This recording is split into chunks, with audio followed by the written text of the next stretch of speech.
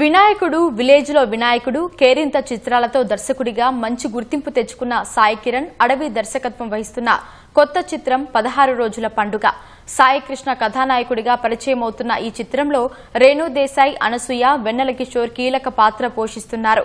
ప్రదా pictures, Sai సినీ చిత్ర పతాకంపై నిర్మిస్తున్న ఈ చిత్రం హైదరాబాద్లోని అన్నపూర్ణ స్టూడియోలో లాంఛనంగా ప్రారంభమైంది.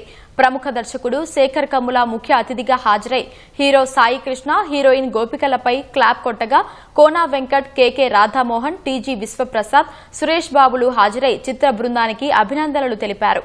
మంచి కథలో నటించడం ఆనందంగా ఉందని రేణు దేశాయ్, అనసూయ తెలిపారు.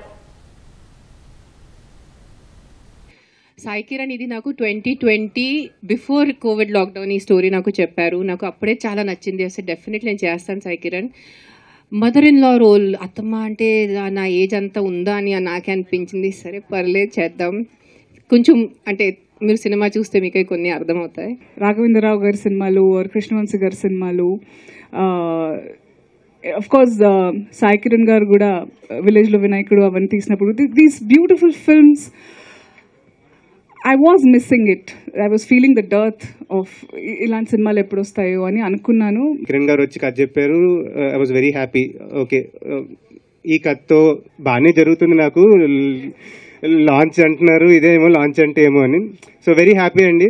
Firstly, thanks to my producers for trusting me with this beautiful character.